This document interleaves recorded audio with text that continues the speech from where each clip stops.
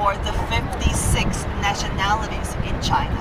Okay, the 5 stars together, they represent for the great unity of all the nationalities in China under the leadership of the Chinese Communist Party.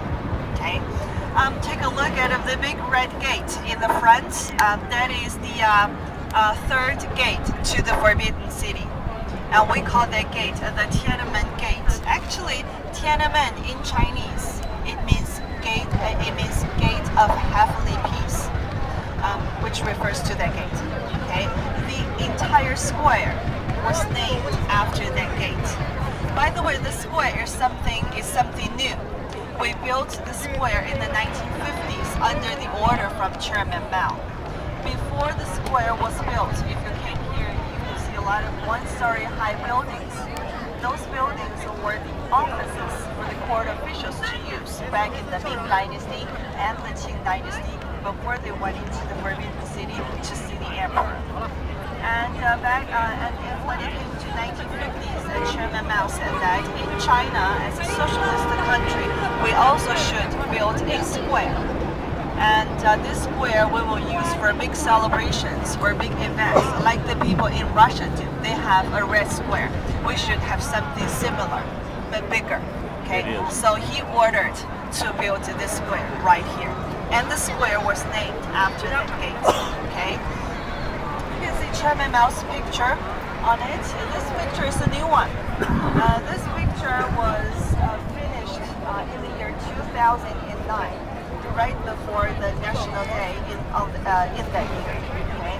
And every year in October, when we have the big celebration on the Tiananmen Square, all the state leaders, they will go up to the gate up there and wave to the people on the Tiananmen Square. That is something to see also. Okay? Jessica, whatever happened to the man in the famous photograph where he stood in front of the tank? The students' rebellion in China, we'd rather call it the rebellion or movement in the year 1989. The major student leaders, some of them, they were put in prison. Still? No. They were, I believe they stayed in the prison for at least 12 or 13 years before they were finally set free. But the biggest leader, his name I think is called Wer Kaixi in Chinese. He's not a Han Chinese. He's from one of the minority groups here in China. He is now in the United States. Yeah, he was the one who gave all the speeches and organized all the students to come here. But now he's in the United States. He is one of the leaders then. Yes, he is the major leader.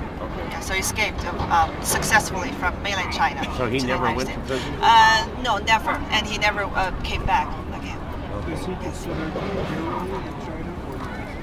Hero or legend? a legend, more like a legend. Yes, yes. That is also the turning point, how Chinese government started to open themselves and started to give some rights to the local people, at least the right to free speech to the local people.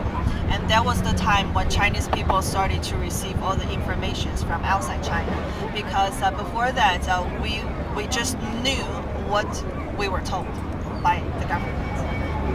Yes, like North Korea. Yeah, China back then was very much like now in North Korea. Yes. Okay, everybody, let me take you to the front